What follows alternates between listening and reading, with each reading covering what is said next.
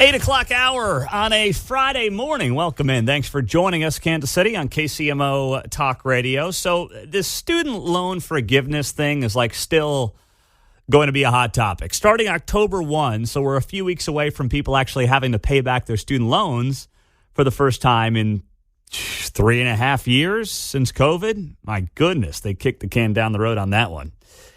So you're going to see a lot more columns and reactionary pieces and conversations around, once again, how the students, or the former students at this point, are getting screwed by student loans. And they are.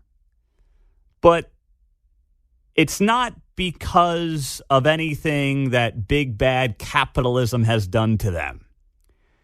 It's being caused, and it has been caused, by a government that has guaranteed these loans. And that's allowed the colleges to continue to increase raising their rates because, the kids are going to get their loans anyway. We're guaranteed the money from the government. And, the government's helping out the kids. So everybody wins except for actually the students who study basket weaving and now are completely worthless in the job market. Hashtag predatory lending. Bingo. So right on cue, the Kansas City Star puts out this piece yesterday, headlined, "I earned my forgiveness. Lifting the stress of student debt changes people's lives."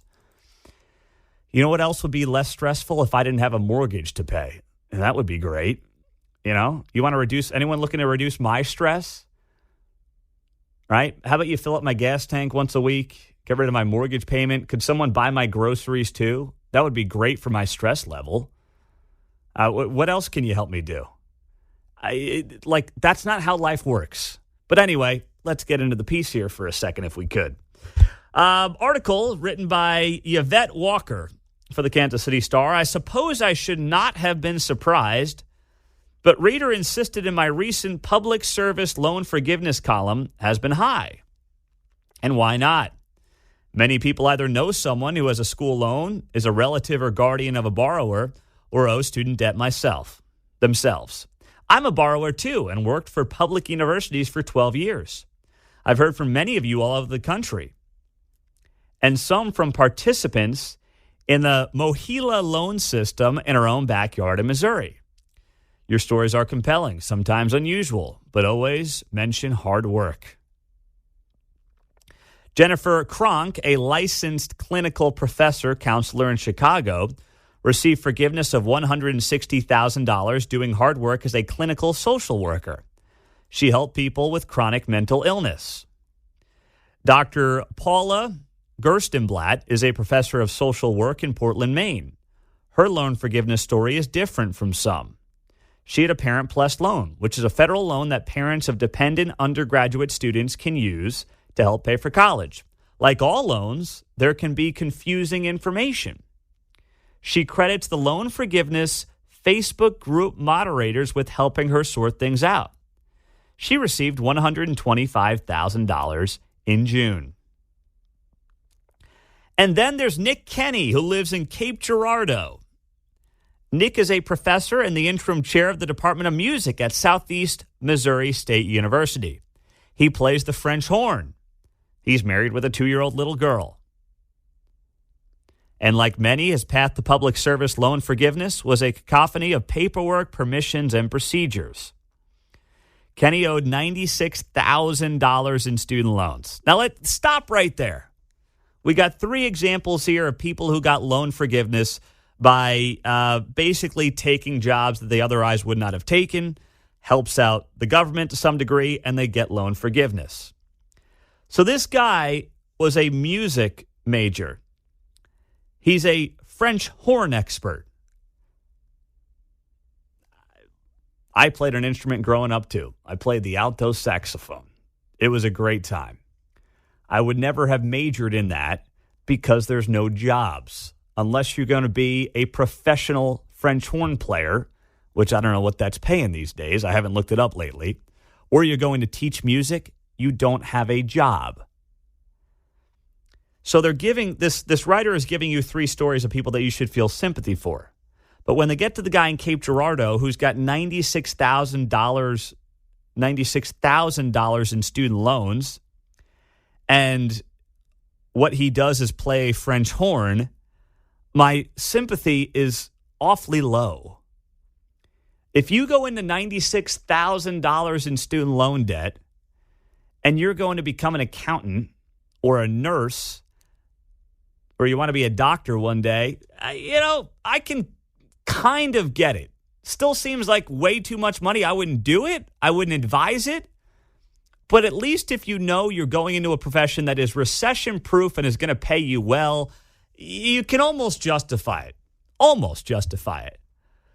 But to make sympathy out of this guy in Cape Girardeau who's married with a 2-year-old girl and plays the French horn for a living and went into $96,000 of student loan debt to do it, man, I'm having a tough time when it comes to playing the sympathy card on that one, John. But that just might be me. Do we need equity in the brass section?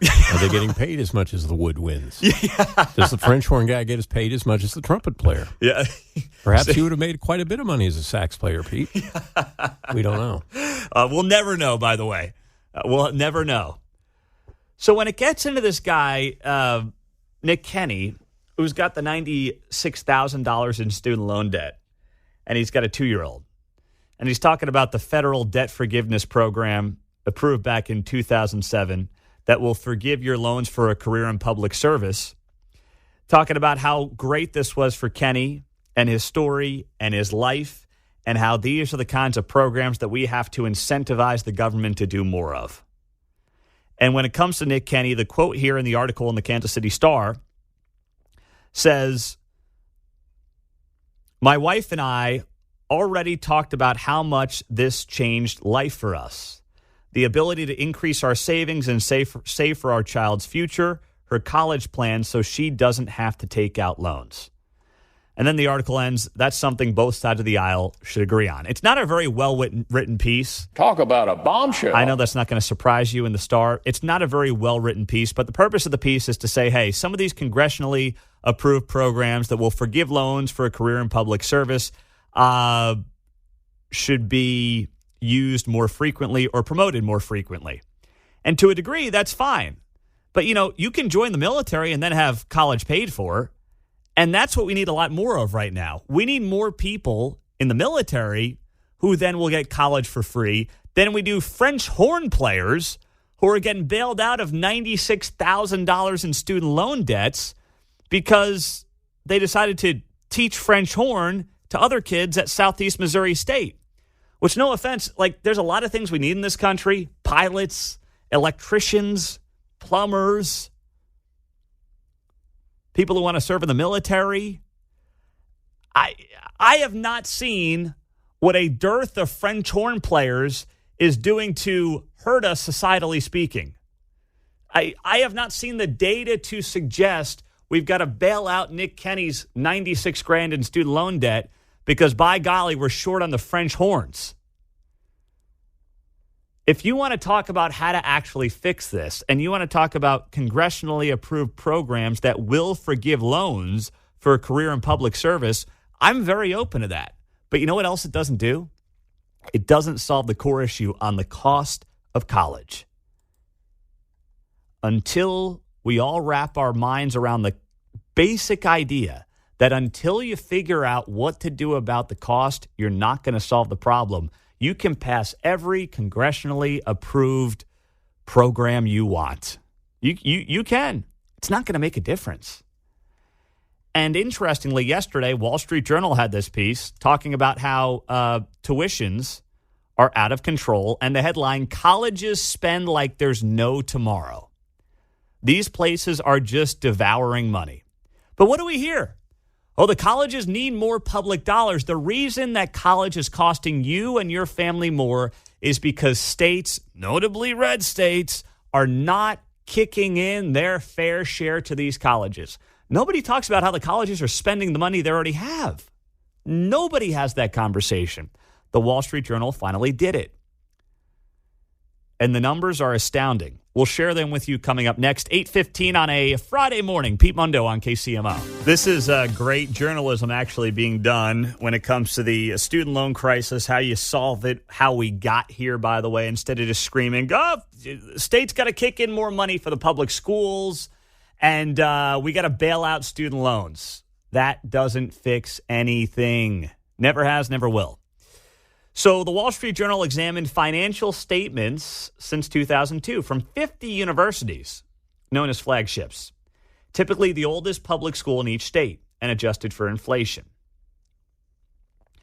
So this study is very well done, and there's a lot to it. And let's share some of the highlights or the lowlights from this.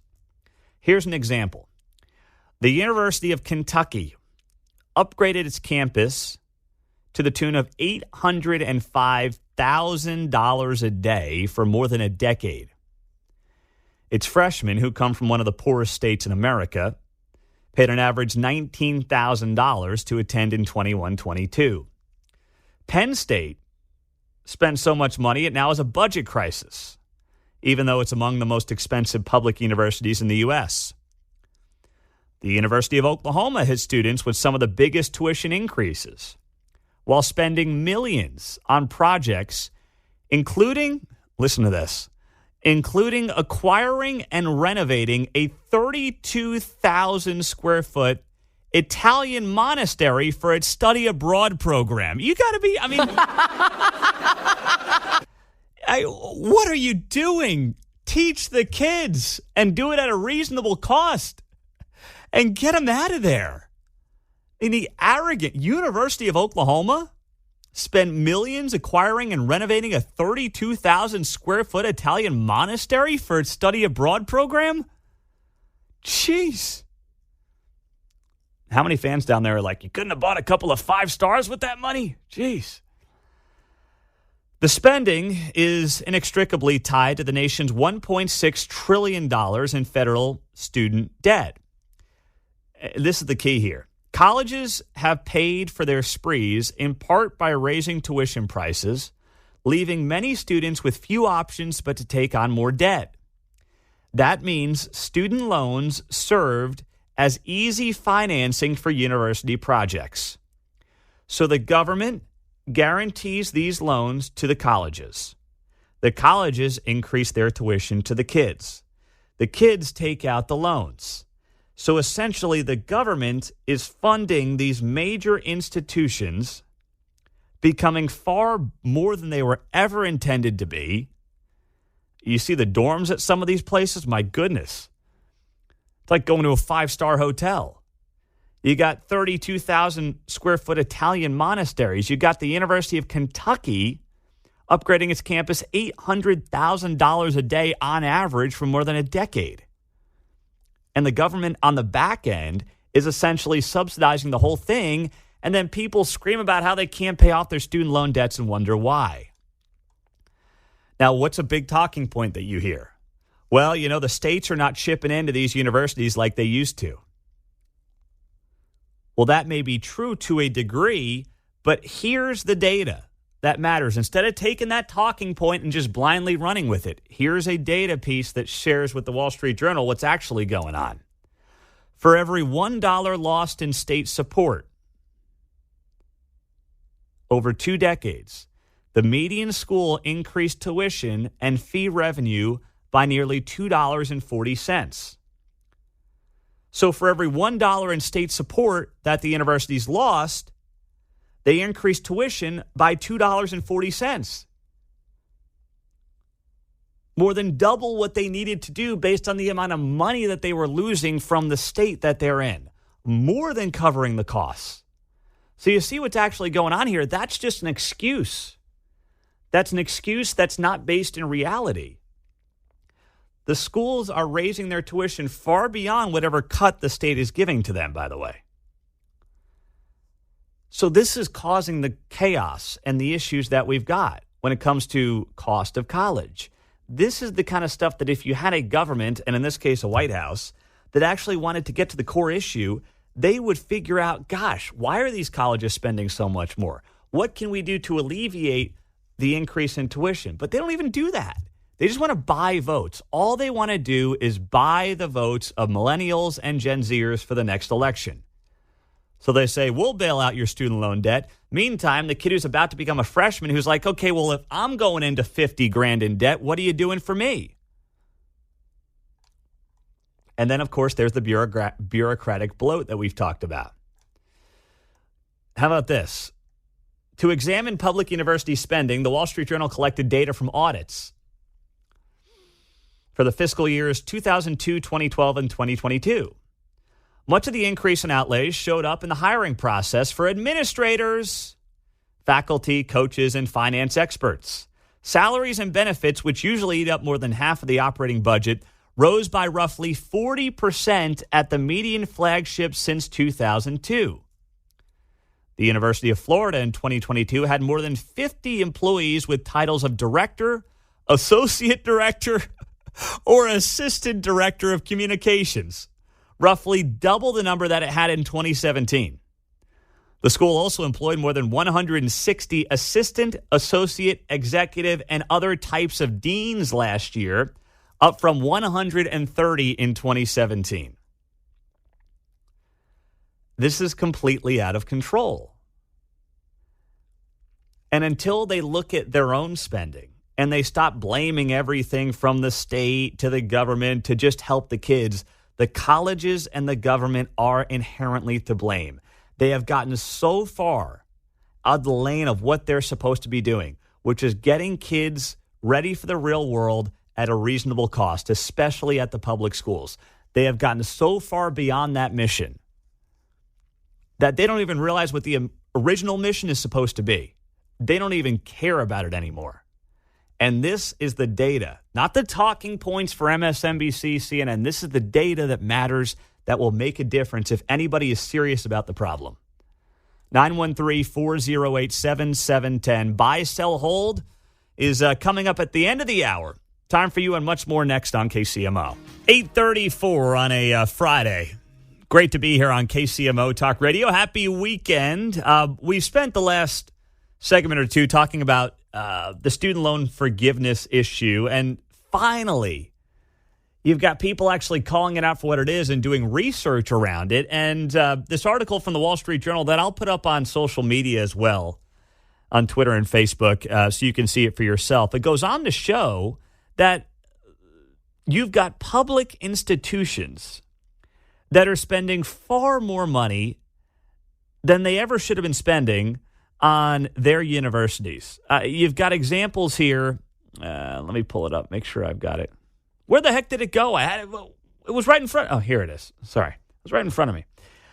All right. Oh, so the notion that, well, the states have reduced their funding to colleges, therefore colleges have to increase tuition.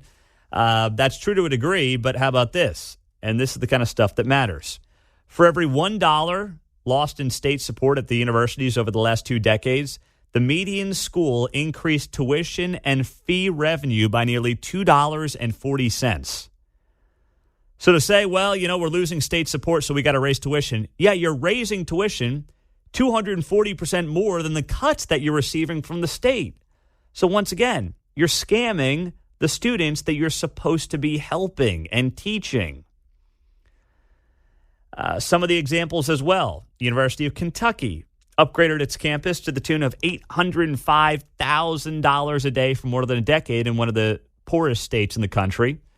University of Oklahoma has seen some of the biggest tuition increases, and they spent millions on renovating and acquiring a 32,000 square foot Italian monastery for its study abroad program. I mean, you got to be kidding me. I mean, F them. Unbelievable. 913-408-7710. Trevor's in Olathe. He's on KCMO. Hey, Trevor, good morning. Hey, Pete, good morning. I got 2 quick points for you real quick. Yeah. First being, I'm a veteran. I'm a Marine Corps veteran. I just wanted to really point out to everyone that the education benefits the military promotes is not really promoted in schools. The tuition assistance you get from these type of from service is incredible, and you don't only get all your tuition paid for, but you also get a housing allowance as well while you're going to school. And that could really help out a lot of students that are looking at college experiences or looking at where they want to go after high school. So did you go right from high school to the military and then back to college?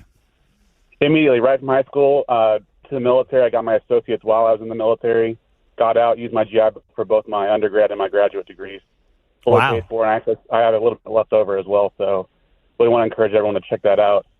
Second point is Ron DeSantis, I think, is the only presidential candidate that's really even talking about this issue, and I feel like he's got a solution where you make universities more liable for the debt that their students take on. So I think that's a really interesting idea, and he seems to be the only one that's really talking about this issue in the current presidential race. I agree. It's a crisis, and thanks for the service, Trevor. That's very well said. Two good points.